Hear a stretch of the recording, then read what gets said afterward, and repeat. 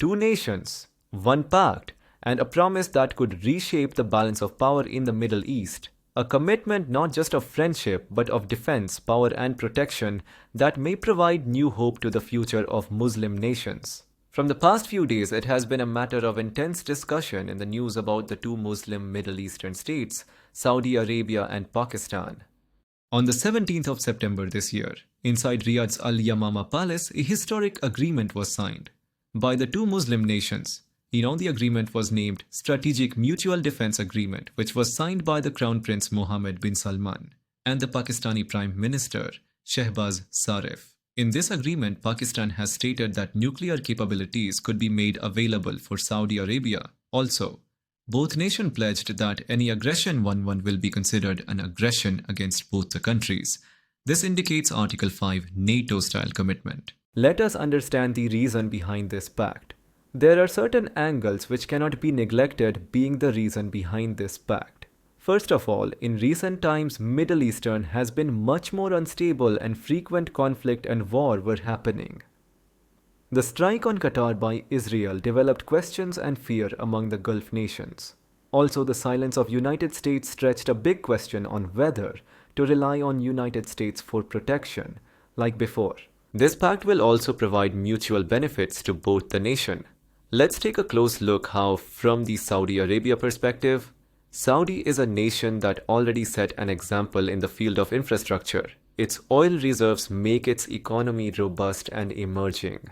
With better infrastructure, great economy, advanced weaponry, Saudi Arabia is one of the richest Muslim nations in the Middle East.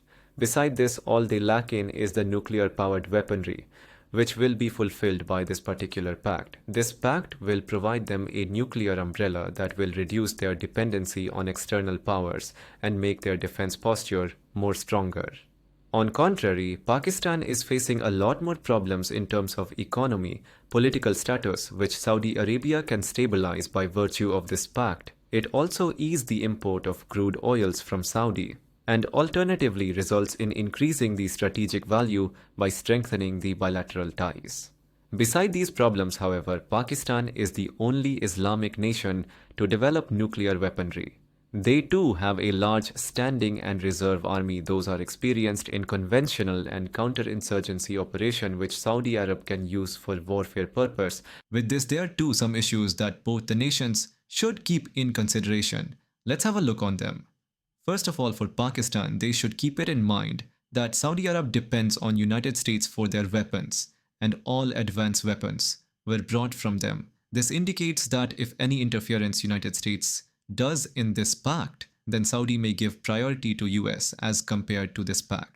There's also another thing that Pakistan need to consider is that Iran is the arch rival of Saudi and they have conflicts from past several years. But with Pakistan, Iran had cordial relations, and if conflicts between Saudi and Iran increased and it took a warlike situation, then Pakistan will get pushed into this conflict automatically by virtue of this pact. On the other hand, Pakistan had taken help from United States for developing the nuclear base. So without consent of United States, they cannot provide the nuclear umbrella to Saudi Arabia. There were several disputes going on between India and Pakistan, but India always maintained a close and strong foreign and trade relations with Saudi Arabia. So if any conflict occurs between India and Pakistan, then Saudi should think twice before taking part ways with India. Let's have a final look on which the Middle Eastern countries should consider in the present scenario. For Saudi Arabia and Pakistan, they should maintain things transparent between themselves and avoid to rely excessively upon one another. On the other hand, India should closely monitor both countries and should prepare in advance for any circumstances from Pakistan. Rest of the Middle Eastern countries may also observe the pact and may strengthen their bonds between each other too. So with this, we have closely observed about the pact between the two countries, its advantages and limitations. If you like this video, like and comment about your thoughts on it. And keep connected with Civil Prep for more knowledgeable videos. Stay focused, stay updated. Thank you.